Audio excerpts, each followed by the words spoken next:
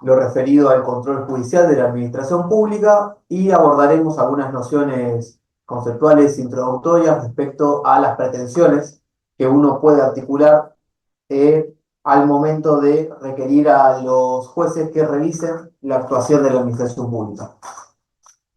Antes que eso, les comento, como les decía, soy Valdemar Bordagorri, soy abogado, trabajo en la Subsecretaría de Derechos Humanos, soy asesor de gabinete, adscripto en la Cátedra 1 de Derecho Administrativo 2, junto al doctor Clark. Soy tutor de una PPS para estudiantes de la Facultad de Ciencias Jurídicas y Sociales, y esto es simplemente a forma introductoria, como para que sepan quién les habla. Me parece que lo mínimo que puedo hacer es dar una muy escueta presentación. Dicho esto, vamos al tema que nos convoca en el día de hoy. Como les decía, vamos a sentarnos en la cuestión referida. Muchas gracias a todos por ir dando el presente vía chat. Como les decía, vamos a enfocarnos en la cuestión referida al control judicial de la administración pública.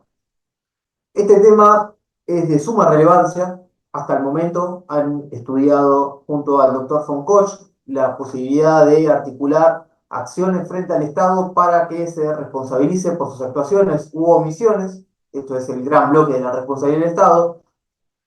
Recientemente con el doctor Sanata han podido abordar el procedimiento administrativo y lo que ahora vamos a ver es el proceso administrativo. Es decir, con el doctor Sanata estudiaron, perdón, la formación de la voluntad de la administración pública.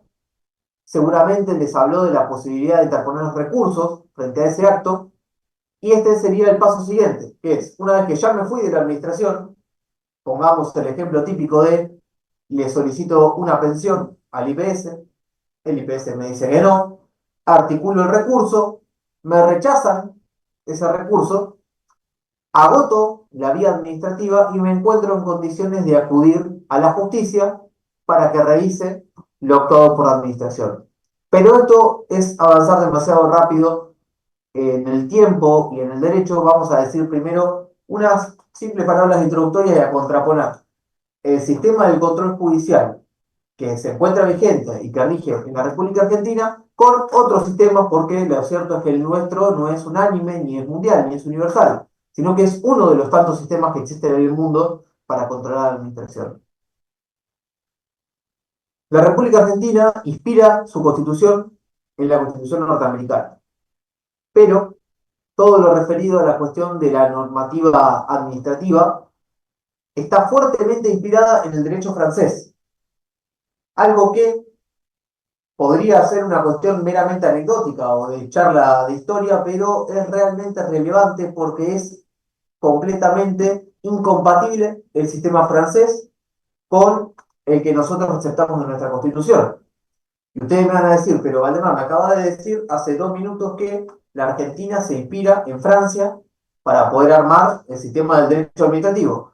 Bueno, sí, es una de las tantas contradicciones en las que ha incurrido nuestra legislación. Por un lado, vamos a encontrar entonces el sistema francés que les mencionaba recientemente. Con posterioridad a la Revolución Francesa de 1789, había un fuerte descreimiento del gobierno revolucionario respecto a los jueces. Ellos creían que los jueces no comprendían el espíritu revolucionario y que no acompañaban estos ideales reformistas que se habían hecho cargo de los destinos de Francia en esos momentos. Por ello, no querían dejar reposar en ellos la posibilidad de revisar lo actuado por el poder administrador. Entonces, lo que hicieron fue sustraer esa posibilidad. Y lo que armaron fue un sistema de revisión administrativa, es decir, crearon un lugar que se llama Consejo de Estado, Consejo de Estado francés, que va a ser un órgano dentro de la administración pública que va a encargarse de revisar lo actuado por el Poder Ejecutivo. Algo que a nosotros nos suena rarísimo, porque estamos acostumbrados a otra lógica. Esta sería un extremo. El Poder Judicial tiene completamente vedado intervenir en cualquier tipo de actuación que le competa al Poder Ejecutivo. En el otro extremo nos encontramos con el sistema norteamericano del que nosotros nos inspiramos. Este sistema, ¿qué hace? Al contrario, le quita la posibilidad al Poder Administrativo de ser su propio revisor y lo deposita en el Poder Judicial, confiando en que la cuestión de los pesos y contrapesos, la división de poderes equilibrada, asegure el mejor resultado de justicia y garantice los derechos de las personas. En el medio existe algún régimen medio mixto como el de Italia, pero no merece mayor señalamiento porque lo que a nosotros nos interesa es contraponer estas dos posiciones. En Francia, los jueces tienen completamente vedado intervenir y revisar la actuación del Poder Ejecutivo. En cambio, para nosotros, la revisión es puramente judicial. Nosotros depositamos en el Poder Judicial esa capacidad de ser el último revisor de la actuación del Poder Administrativo. Mediante el artículo primero de la Constitución Nacional, adoptamos una forma representativa, republicana y federal de gobierno. Esto quiere decir que vamos a tener un doble orden jurisdiccional. Cuando me refiero a jurisdiccional, hablo de la capacidad de decir justicia, es decir, de organización de la justicia. Vamos a tener el orden nacional, federal, y por otro lado vamos a tener tantos órdenes como provincias existan. Entonces, vamos a tener la justicia federal que se va a encargar de tratar todas aquellas causas que versan sobre cuestiones federales, nacionales, contra el Estado Nacional, en el caso del derecho administrativo, y por otro lado, cada una de las provincias organiza su propio sistema de justicia. Vamos a decir alguna palabra respecto a la provincia de Buenos Aires, que es donde nos situamos geográficamente todos, pero no dejen de tener en consideración que cada una de las provincias organiza para sí su propia justicia. En el ámbito federal, ustedes han estudiado con el doctor Foncoch la cuestión seguramente de la imposibilidad de demandar al Estado Nacional en los primeros años de nuestro Estado-Nación. Existía esta cuestión de la venia legislativa, al principio tenían que sacarte una ley para ver si vos podías demandar a la nación, para reclamarle los daños. Esto se ha ido morigerando y hoy cualquiera puede acudir a cualquier juzgado federal y demandar por daños y perjuicios al Estado Nacional y va a ser acogida a la demanda. En las provincias el panorama es muy disímil. Esto responde a nuestra propia historia como nación. Las últimas provincias son de mediados del siglo pasado, es decir, que tienen una corta historia para poder desarrollar este tipo de instituciones. Antes era todo nacional, me estoy refiriendo a las provincias patagónicas. Y por otro lado, la provincia de Buenos Aires fue pionera en el asunto y pudo articular una organización de justicia acorde a sus necesidades. Cuando digo acorde a sus necesidades, estoy hablando en estricto literal. ¿Por qué? Desde la sanción de la Constitución de la provincia de Buenos Aires en adelante, era complejo demandar al Estado Nacional. Uno podía llegar vía venia legislativa, etcétera, etcétera, pero recién en 1905, con la sanción del Código Varela, se organiza un cuerpo normativo que era estrictamente para las causas en las que se vaya contra el Estado bonaerense. A diferencia de la Nación, que no tiene un código contencioso administrativo. En Nación, recién en el año 1972, se dicta el decreto ley 19.549, que organiza la cuestión de los procedimientos y los procesos frente a la Nación. Hasta el momento se usaba el Código Procesal Civil y Comercial de la Nación, es decir, el que cualquier vecino utilizaba para cualquier cuestión común. Esto, nueva baladí, es bastante importante reseñar esta cuestión de cómo se organizan los sistemas de justicia, porque en la provincia de Buenos Aires yo les decía que al principio era difícil, que luego se sanciona el Código Varela, se determinan todas y cada una de las pautas y formas en las que se puede demandar al Estado provincial, pero la competencia originaria recaía en la Suprema Corte de Justicia de la provincia de Buenos Aires. Esto, si uno lo dice así nomás, pasa desapercibido y parece hasta tener sentido, pero imagínense ustedes una persona que iba en Carmen de Patagones en 1950 y tenga que demandar al IPS porque le deniegan la pensión a su madre que tiene 85 años y no le quieren dar la pensión. Entonces, esta persona, de 85 años, que encima le están negando acceder a una pensión, se tenía que desplazar hasta la ciudad de La Plata, conseguir un abogado que reside en la ciudad de La Plata y desde ahí interponer la demanda contra la provincia.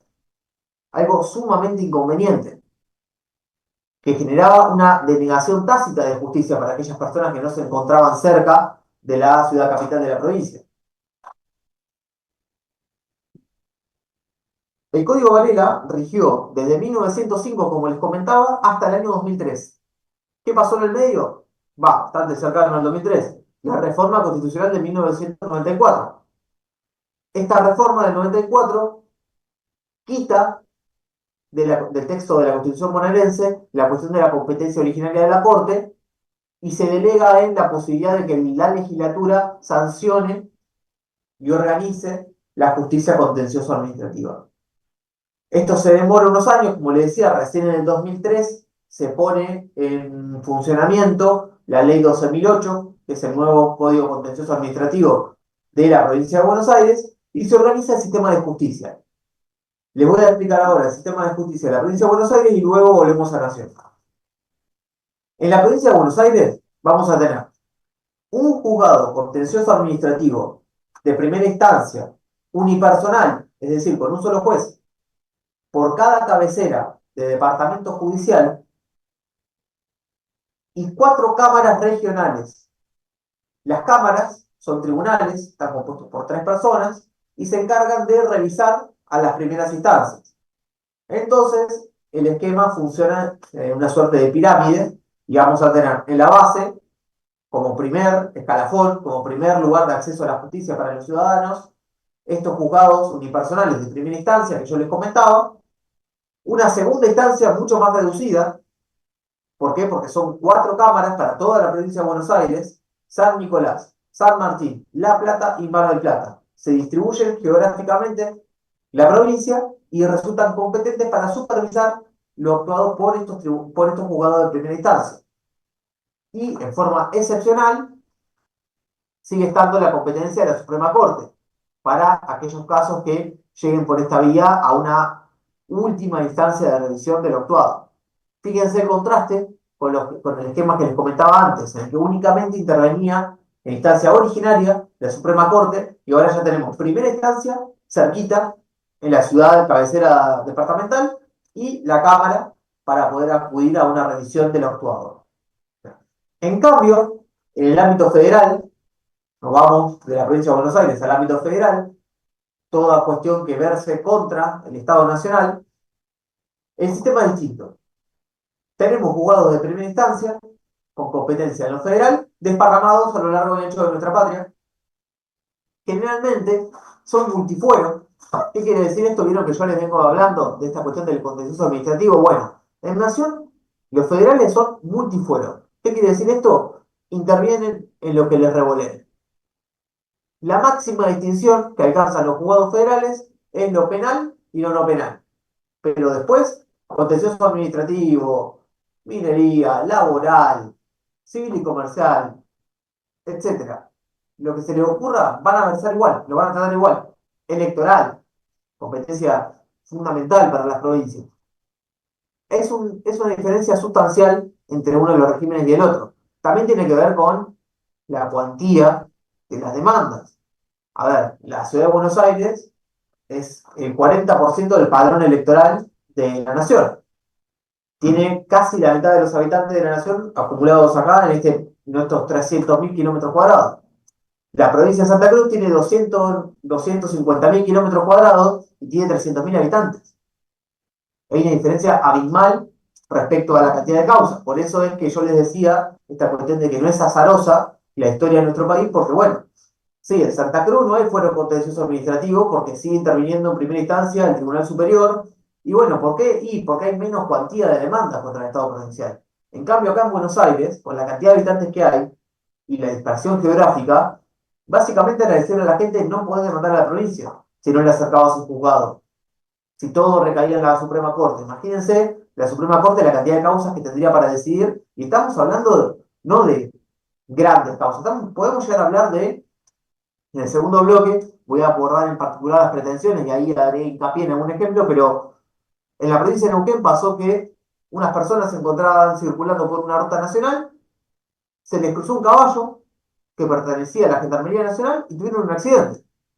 ¿Qué hicieron? Acudieron a un juzgado federal y demandaron al Estado Nacional. ¿Por qué? Porque Gendarmería responde al ámbito nacional. Imagínense ustedes si acá la Suprema Corte de la provincia tuviera que tratar desde un caballo que se cruzó en Trenquelauquen hasta una demanda contra el IPS o hasta una causa de altísimo voltaje político por las circunstancias que fueren. Bueno, sería realmente muy difícil de sostener en el tiempo un esquema de este tipo. Habiendo descrito sucintamente el esquema organizativo de la justicia, tanto en el ámbito federal como en el ámbito local, en particular de la provincia de Buenos Aires, y habiendo dicho que todas las provincias organizan su propio sistema de justicia, este es el de Buenos Aires, pero todas las provincias tienen el suyo, avancemos un poco en la cuestión de la importancia que tiene esto del control. ¿Por qué es tan importante? ¿Qué tipo de sistema de control judicial tenemos frente a la actuación u omisión de la administración pública? Bueno, porque en este sentido el derecho constitucional se constituye como un límite para la actividad administrativa. Es decir, la administración hace lo que tiene permitido por la Constitución, al revés que las personas. Las personas hacemos todo lo que no tengamos prohibido. Este principio que todos conocemos, por la cláusula de la reserva, que uno tiene permitido hacer todo lo que no tiene prohibido, es exactamente al revés para la administración pública. La administración únicamente puede hacer aquello que tiene permitido por ley o por la Constitución, que es la máxima de las leyes. Les había dicho también que en esta contraposición de las personas, los particulares con los estados, el derecho constitucional se configuraría como un límite para la actuación administrativa. Bueno, esto tiene que ver porque los derechos no son absolutos. Decir que los derechos no son absolutos no significa desconocer los derechos constitucionales y la garantía de las personas, de los ciudadanos. Significa simplemente reconocer la subordinación de los individuos en comunidad al poder estatal, porque así está planteado nuestro sistema.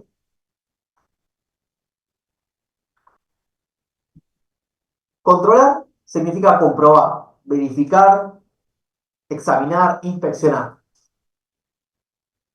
La forma en la que nosotros pensamos este sistema, otra vez, a diferencia del francés, es con un órgano que esté habilitado expresamente para poder examinar o focalizar en aquel acto administrativo u omisión administrativa que haya sido realizado por una persona en ejercicio de una función administrativa,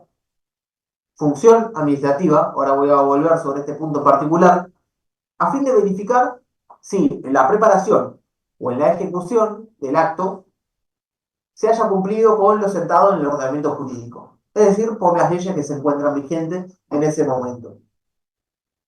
Les decía que iba a volver respecto a esta cuestión de la función administrativa. Retrocedamos un poco en el tiempo y volvamos a la cuestión de la organización estatal. Hemos dicho que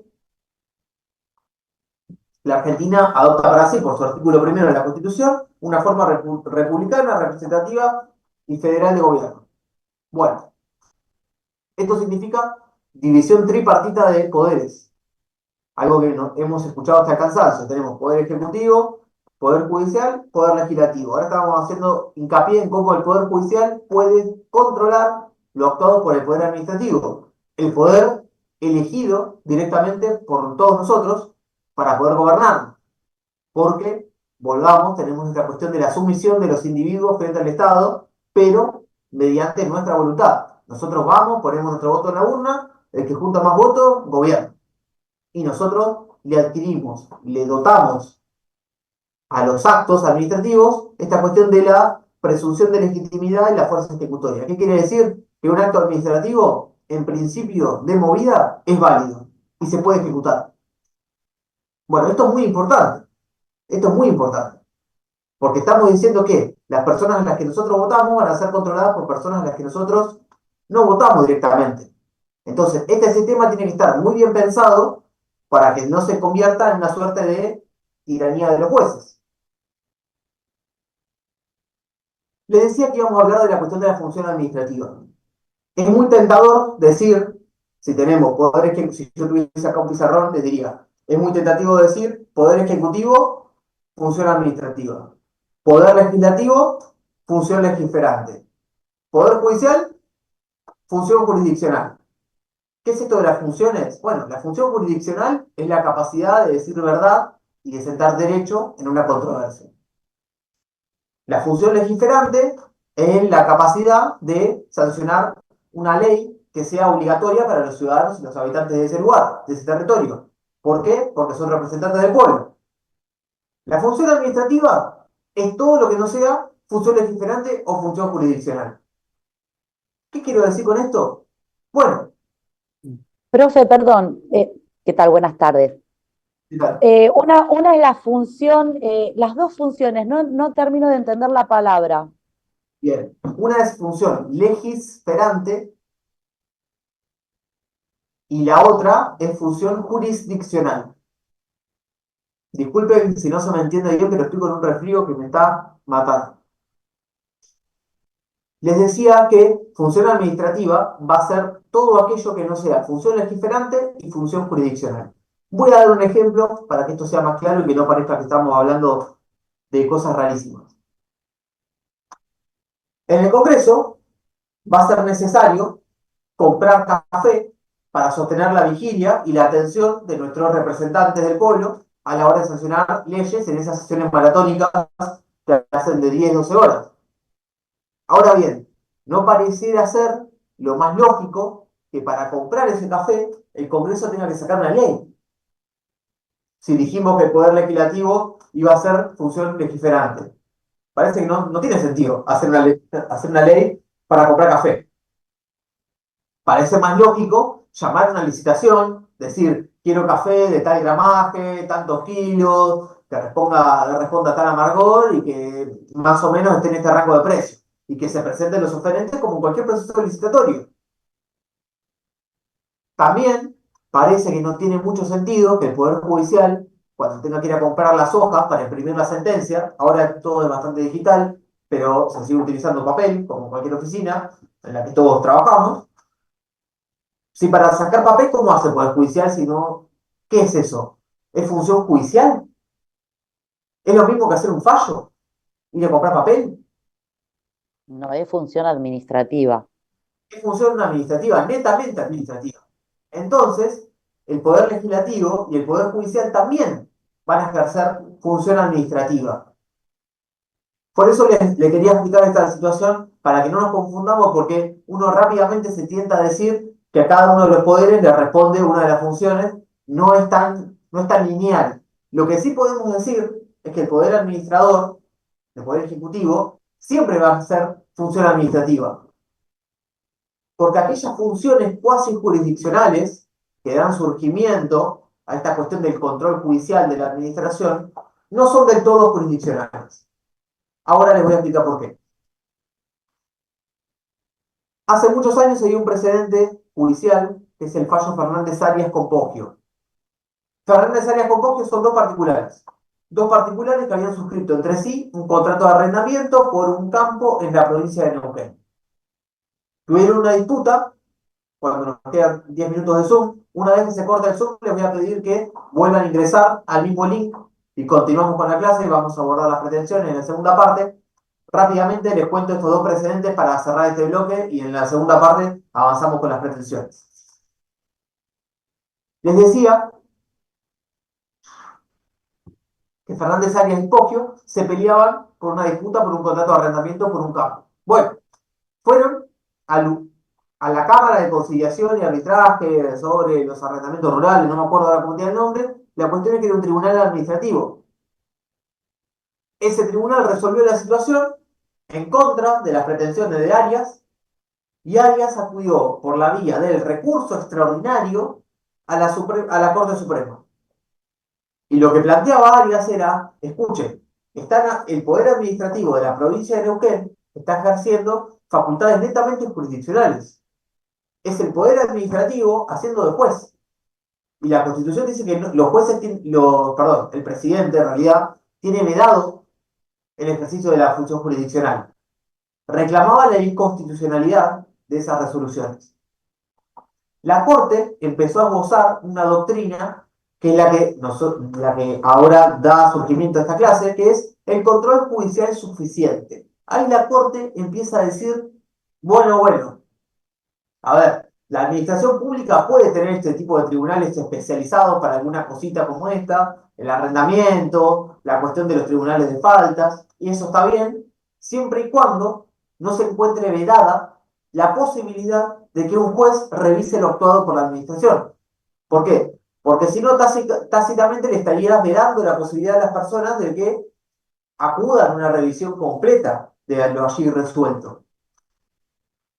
Cuando hablo de control judicial, no estoy hablando de control interno de la administración. No estamos hablando de las vistas fiscales, de los dictámenes de la Asesoría General de Gobierno, de toda esa cuestión que es previa al dictado del acto. No estoy hablando de la SIGEN en el ámbito nacional, que es la Sindicatura General de la Nación, que se encarga de auditar internamente a los organismos nacionales.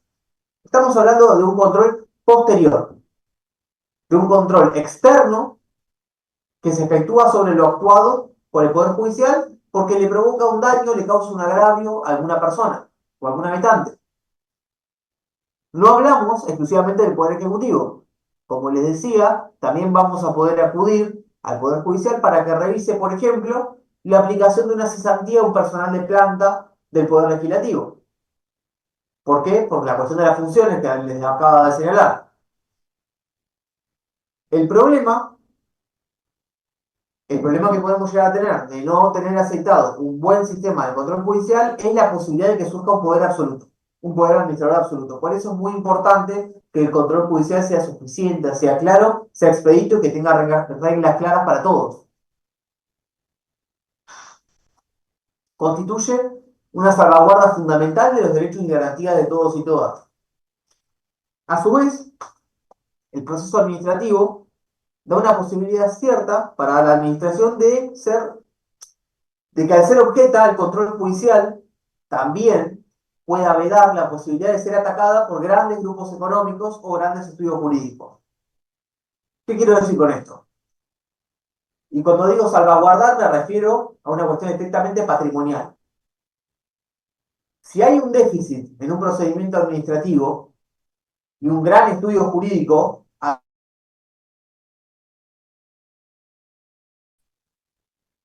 el Poder Judicial tiene la posibilidad de, con una sola sanción, advertirle al Estado que modifique ese tipo de actuación porque va a seguir perdiendo juicios en el futuro. Y esa posibilidad de seguir perdiendo juicios en el futuro va a desfinanciar el patrimonio estatal, que al fin y al cabo es de todos.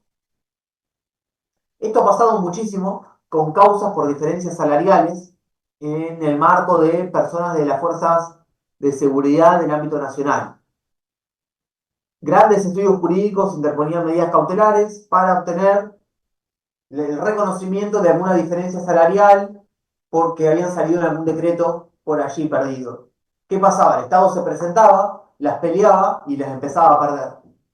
En un momento, un juez le dijo, miren, pasen, esto les estoy haciendo un poco de ficción, pasen a todos los suboficiales del ejército que se encuentren en la misma situación, empiecen a pagarles eso, porque si no va a ser una catarata de juicios. Le va a salir más barato pagar esa diferencia salarial que pagarle los juicios a todos. Entonces, en cierta forma, también el control judicial funciona como una suerte de preservación del patrimonio de las arcas estatales. Profe, perdón. Además, En, en referencia a al tema que estaba tratando recién sobre la gente del servicio militar, a policía y creo que al servicio penitenciario también le pasa una cuestión medio similar, que entre un periodo, supóngase 2006 y 2008, le liquidaron mal los sueldos. No conozco el tema en detalle, pero es eso, ¿cómo se evita? ¿Cómo lo evita el Estado? ¿O por qué? Porque yo me enteré de casualidad, uno por ahí no se entera. ¿Cómo saber qué es lo que tienen cómo saber qué es lo que tienen que liquidar? ¿Cómo saber cuál es el derecho que nos corresponde? No sé si se entiende la pregunta. sí, sí, sí, ¿Cómo conocer? se entiende, se entiende. En principio, es muy importante leer a alguno de los que hayan ganado para fijarse si están en la misma situación y ver si a ustedes también les aplicaría. El Estado, ¿cómo sabe que tiene que pagar bien? Generalmente lo sabe y se juega a que nadie lo advierta. A eso quería llegar. O sea, el Ah, Estado debería de saber qué es lo que corresponde liquidar de acuerdo a los diferentes ítems y demás. por supuesto, pero al servicio penitenciario le pasó una situación similar con la cuestión del reconocimiento del escalafón profesional. Una persona acudió al contencioso administrativo y demandó al Ministerio de Justicia por el servicio penitenciario para que le reconozcan la categorización profesional. Esa persona ganó el juicio y uno que puede presuponer, automáticamente el ministerio le va a reconocer a todas las personas que estén en la misma situación para evitarse los juicios. Bueno, eso no fue así. Al final, un montón de personas empezaron a promover la misma demanda contra el Estado. Y lo que empezó a hacer el Estado fue dejar de discutirla, allanarse.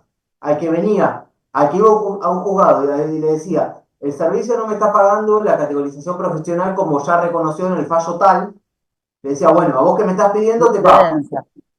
me allano, me allano de tu demanda y te pago lo que corresponde. Pero al todo el montón de personas que no acudieron a la justicia, no se lo pagó y no se lo va a ¿Y pagar. eso qué es? ¿Una falla? ¿En qué punto? ¿En un control de la función administrativa? ¿Una falla del Poder Judicial? ¿En dónde falla? En qué primera instancia se falla o se comete el error para que esto se suceda? Y yo creo ¿No? O sea, que en qué falla el sistema jurídico legislativo que permite que esto pase? las Porque leyes, si estamos hablando de, para que me remita a una función administrativa y a un juzgado contencioso administrativo que debe fijarse que todo acto administrativo sea como corresponde, nos está fallando el juzgado, o entendí cualquier cosa. no, no, está bien, estás orientada. La cuestión del poder legislativo yo creo que está salvada porque las leyes están, la forma de acudir a un juez a que revise está. Creo que los juzgados quizás pudieron haberse jugado un poquito más, la Suprema Corte se pudo haber jugado un poquito más y establecer una sanción erga omnes, es decir, con efectos expansivos, pero la principal falla es la omisión estatal en no reconocer el derecho de todas las personas que se encuentran en la misma situación y muchas veces no es por malicia, sino por falta de recursos administrativos, informáticos, económicos y de otras índoles. Eso como en lineamientos generales. Yo creo que hay una gran omisión estatal en abordar el tema y que la Corte se pudo haber jugado un poquito más. Pero bueno, son temas sumamente delicados porque siempre está la cuestión de la cuestión política no justiciable.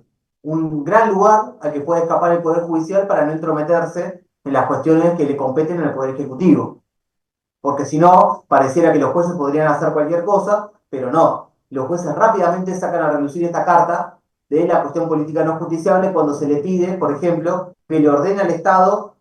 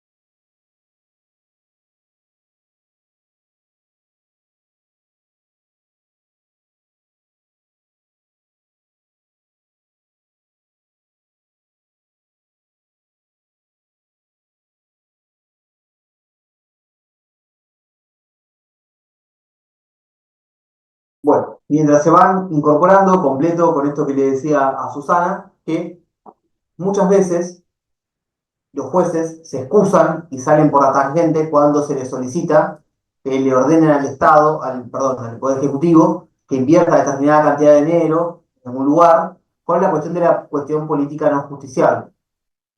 Esto suele pasar en el marco de amparos, por ejemplo, porque si bien yo les comenté esta cuestión de el control judicial, que ahora vamos a abordar las pretensiones, vamos a ver cómo, cuáles son las cosas que les podemos pedir a la justicia que revise del Poder Administrativo, también existen otras vías de acceso al control judicial, que son vías específicas, particulares. Por ejemplo, la acción de amparo. Por ejemplo, la petición de acceso a la información pública o el habeas data, el acceso a los datos personales. En el ámbito federal, la ley de medidas cautelares es un sistema en particular, especial, específico, que tiene sus propias reglas y excede el ámbito de esta cuestión más genérica que nosotros estamos abordando, los fines de este curso que no requiere entrar en mayores detalles para no confundir, porque no viene al caso. Antes de avanzar con esta cuestión de las pretensiones, recapitulemos, volvamos. Yo les dije que hay una diferencia cuando queremos demandar al Estado Nacional y cuando queremos demandar a las provincias. Cada provincia organiza su justicia. La provincia de Buenos Aires tuvo un código contencioso administrativo, que era el Código Varela histórico de 1905. Desde el 2003 está vigente la Ley 12.008, el nuevo Código Contencioso Administrativo. En el ámbito federal no tenemos Código Contencioso Administrativo. Utilizamos el Decreto Ley 19.549 y para todo lo que no entre ahí, todo lo que no esté ahí escrito, usamos el Código Procesal Civil y Comercial de la Nación.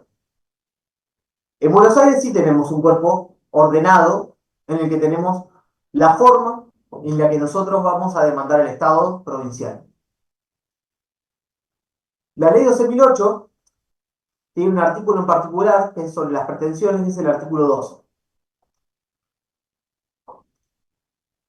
Allí tenemos enumerada todas las pretensiones que podemos articular. Esto funciona como una suerte de números clausus. ¿Qué quiero decir con esto? Que es cerrado. Estas son las pretensiones que tenemos y no tenemos más. ¿Qué es una pretensión? Es algo que yo quiero, es algo que yo deseo, es algo que yo pido.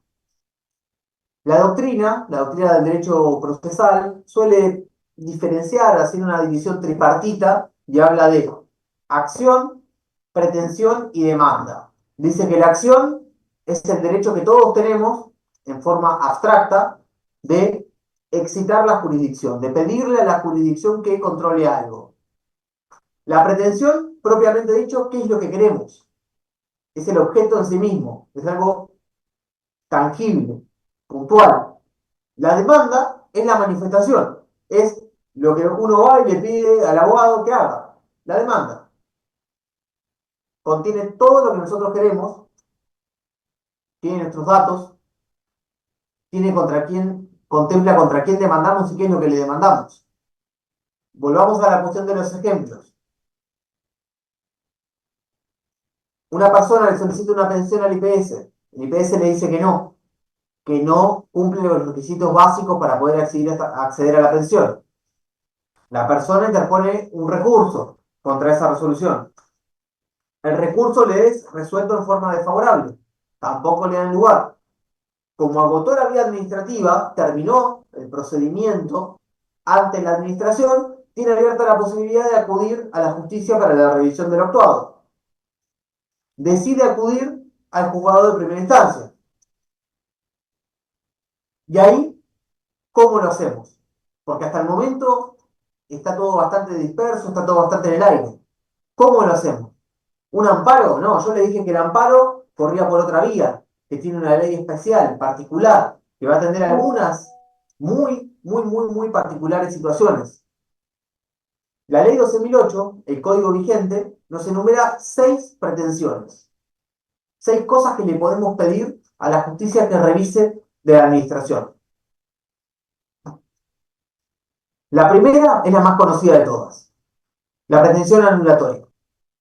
La pretensión anulatoria busca justamente que el juez deje sin efecto aquel acto administrativo que nosotros estamos atacando. Es la pretensión por excelencia. Habitualmente es la que se va a interponer. ¿Por qué? Lo que va a pasar es que la persona va a estar disconforme con la resolución del IPS que deniega el recurso administrativo, por lo tanto interpone la pretensión anulatoria y busca que el juez diga que ese acto administrativo que le dijo que no al recurso que interpuse para acceder a la jubilación se quede sin efecto. El órgano judicial invalida el acto administrativo. Vuelvo y hago hincapié con esto para que tengan presente la diferencia y cómo es completamente diferente al sistema francés. Por eso les decía, ojo, nos inspiramos del derecho francés, pero no lo seguimos. No tenemos nada que ver con esa cultura. Nosotros creemos y organizamos el sistema para que los jueces revisen al Poder Ejecutivo. En Francia no se puede hacer eso. Tenemos un sistema completamente distinto. Imagínense ustedes un puesto en una plaza que tenía siempre habitualmente un permiso para poder funcionar. Un buen día la municipalidad un inspector municipal se acerca y empieza a controlar las leyes bromatológicas del lugar. Una vez culminado el examen, dice, bueno, disculpe señor, usted no está habilitado a seguir vendiendo panchos en esta plaza porque no cumple con las reglas básicas bromatológicas. Usa el mismo agua con el que usted toma mate para hacerle los panchos a la gente. Usa la misma cuchara que usted usa para tirar la yerba del mate para sacar la salchicha y hacerle el pancho a la gente. No está habilitado a funcionar. Bueno, el dueño del puesto de pancho va a acudir al juzgado contencioso, supongamos que es en La Plata, primera instancia de La Plata. Va a reclamar la anulación del acta que le cierra, que le clausura el establecimiento comercial. Esa es la pretensión anulatoria. Pedirle a un juez que deje sin efecto algo resuelto por la administración. La segunda de las pretensiones es la del restablecimiento o el reconocimiento del derecho o los intereses tutelados.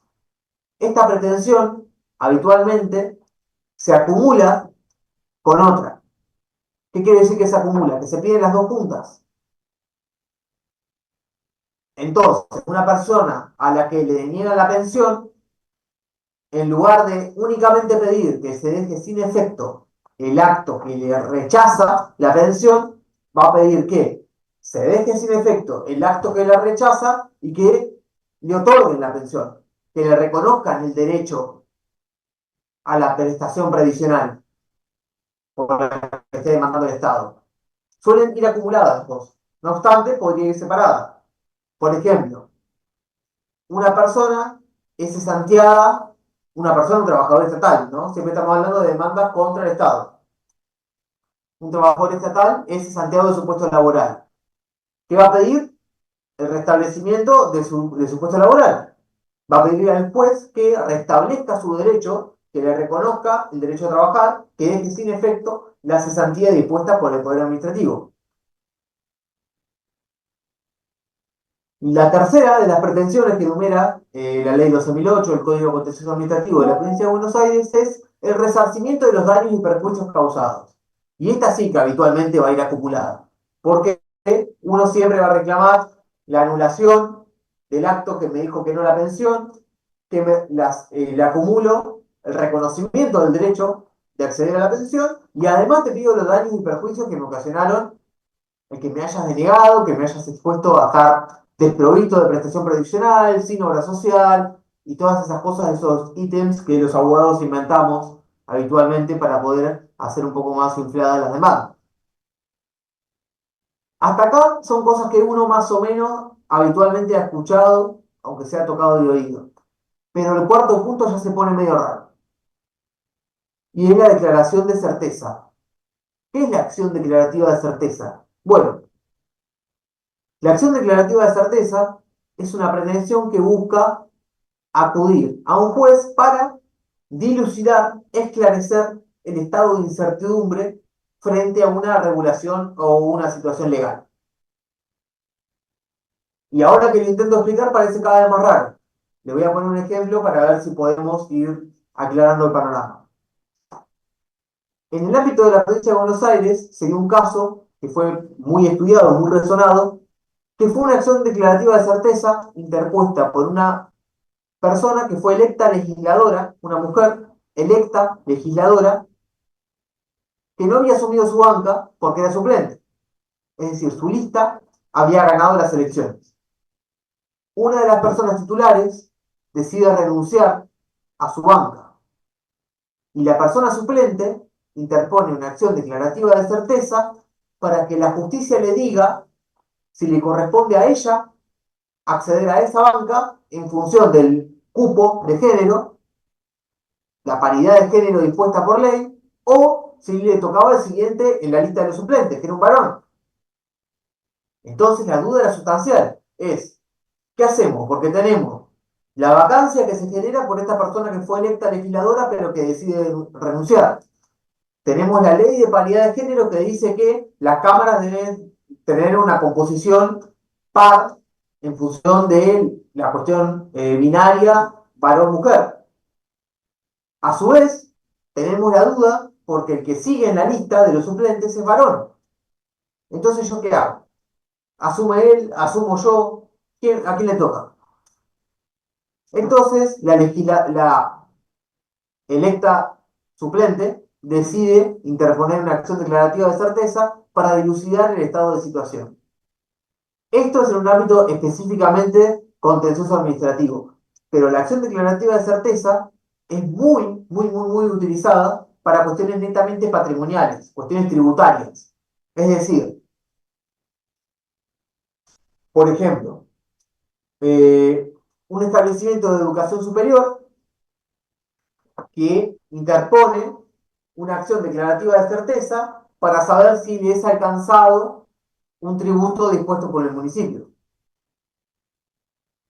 El Colegio Nacional, por ejemplo, Colegio Nacional de La Plata, ahí en 1 y 49, interponiendo una acción declarativa de certeza para saber si, como es nacional, le corresponde pagar o no una tasa municipal.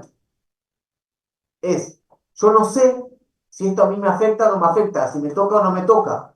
Imagínense con la cantidad de resoluciones que saca ARBA o AFIP, ahora ARCA, se genera constantemente esta situación. Mucha gente no sabe si se encuentra alcanzada o no por las nuevas regulaciones. Entonces, ¿qué hace? Interpone una acción declarativa de certeza para poder esclarecer la situación y así saber si le corresponde o si no le corresponde. Es el juez diciendo, así vamos a interpretar la ley.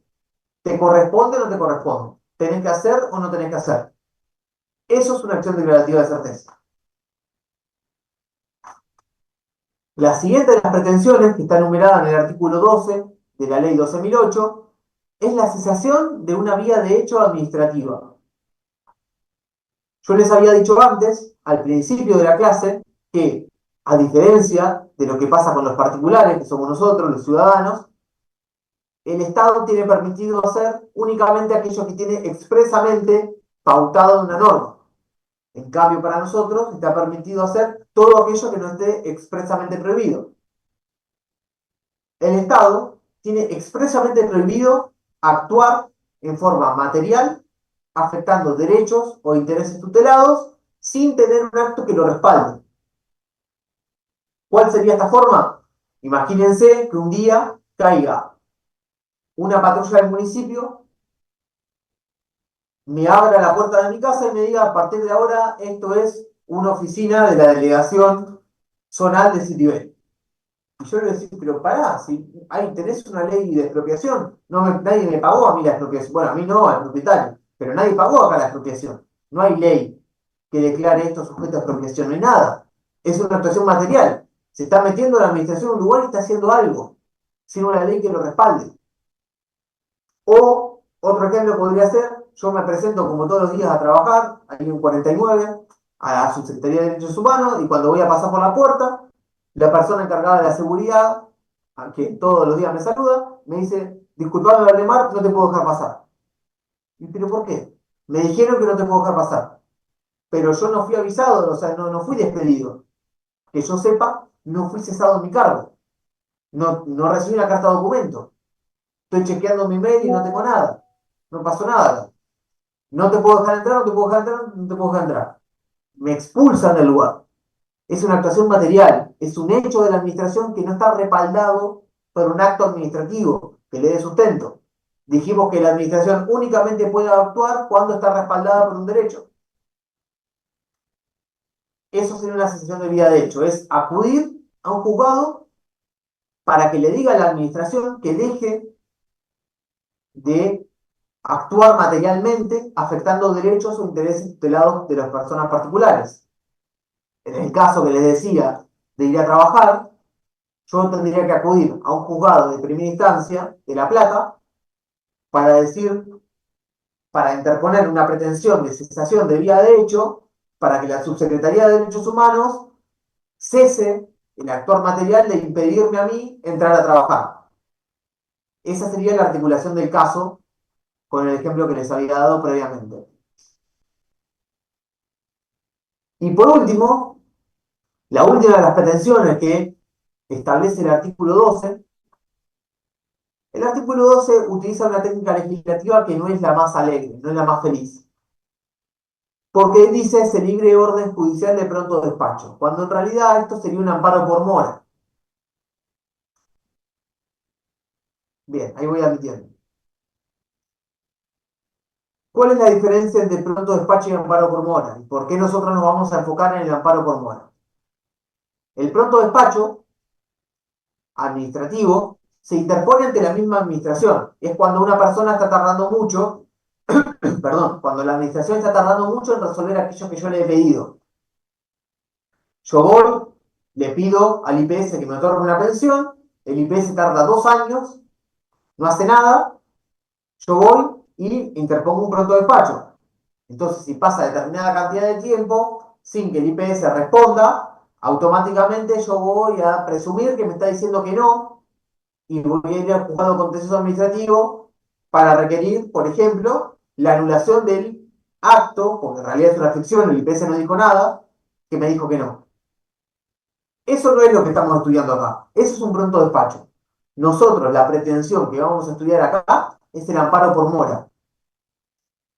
En el amparo por mora, lo que nosotros hacemos es acudir a los juzgados diciéndole al juez, señor juez, yo hace un montón de tiempo que le pedí al IPS que me dé una pensión y el IPS no hace nada. No me dice ni que sí ni que no. No hace nada. Entonces el juez lo que va a hacer es requerirle al IPS el expediente administrativo, leerlo, verificar si existe o no existe mora en la actuación, si está tardando, si está justificado, porque si vos tuviste 2 años para tratar una pensión y en el expediente no hay nada, bueno, yo no sé qué estuviste haciendo, pero acá hay mora. Son 2 años, hermano, tenías que sacar la pensión. Por lo menos decirle que no. En el amparo por mora lo que nosotros hacemos es pedirle al juez que le diga a la administración que se apure. El juez le libra una orden a la administración diciéndole, resuelva esto, dicte el acto. No le dice cómo, le dice que lo dicte. ¿Por qué? Porque está tardando demasiado. Al tardar demasiado, está afectando los derechos y los intereses de las personas. Ese es el amparo por mora. Es la diferencia con el pronto despacho. En el pronto despacho, muchas veces lo que estamos buscando es conseguir ese no ficticio. ¿Por qué? Porque ya tenemos decidido que vamos a ir a la justicia. En cambio, en el amparo por mora, yo no quiero ir a la justicia. Yo quiero que la administración me lo resuelva. No estoy pensando que voy a ir al contencioso administrativo. Lo único que quiero es que la administración que me diga que sí o que no. Nada más.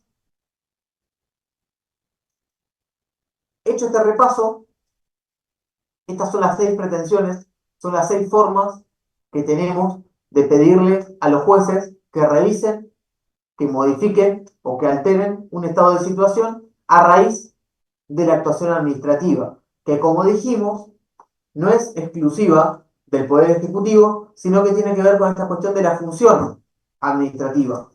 Esto me parece que es muy importante porque ahí van a tener algunos ejemplos más. Por ejemplo, esta cuestión que les decía del personal de la legislatura, que puede acudir para ir en contra de la actuación de la legislatura, sin ser poder ejecutivo. Esta cuestión que les decía del poder judicial ejerciendo función administrativa, amplía un poco más el ámbito de las competencias.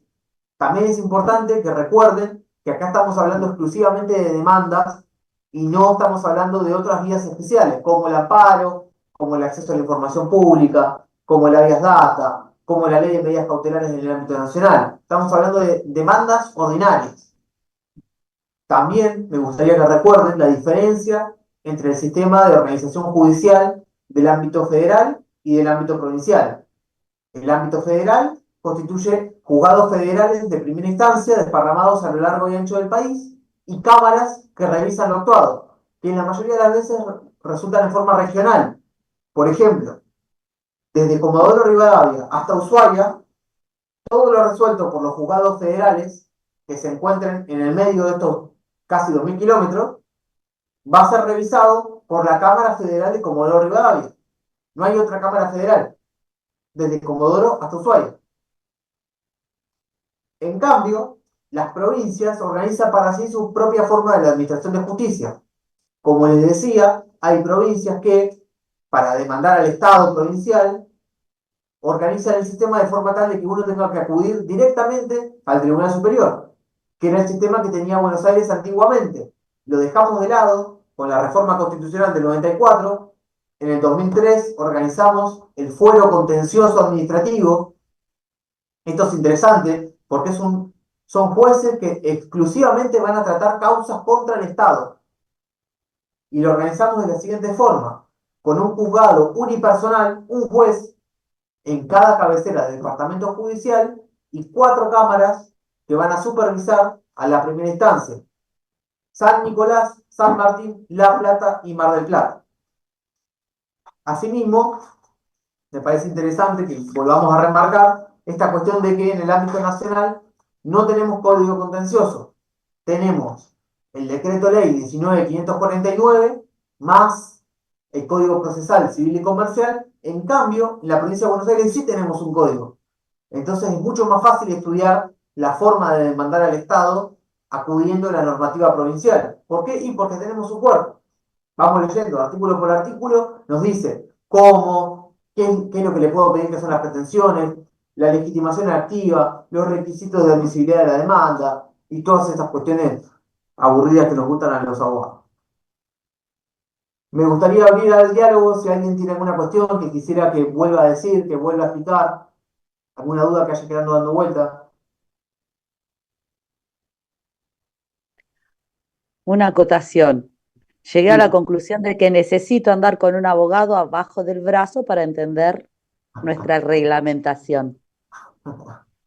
Muchas veces parece a propósito eso. Muchas veces parece a propósito, por eso también es función de los abogados salir a explicar y tratar, en la medida de nuestras posibilidades, de hablar con términos llanos, de explicar y de no pararse en un pedestal, sino simplemente de difundir, porque las leyes y los derechos son de todos, son de todas, nos corresponden, son garantías que tenemos y no están previstos para un grupo selecto que alcanzó un título cualquiera, sino que son de Hay, todos. uy, perdón. Diga. A eso iba la pregunta que había hecho anteriormente, en esta cuestión de que por ahí hay muchas cosas que quedan como en una reserva, tratan de no hacerse, que no se corra, eh, porque es como que es un conocimiento que no se hace para todos. A mí me pasa en lo personal, en lo laboral en realidad, es que muchas veces uno necesita encontrar un decreto reglamentario o alguna cuestión técnica que hable sobre, no la podés encontrar.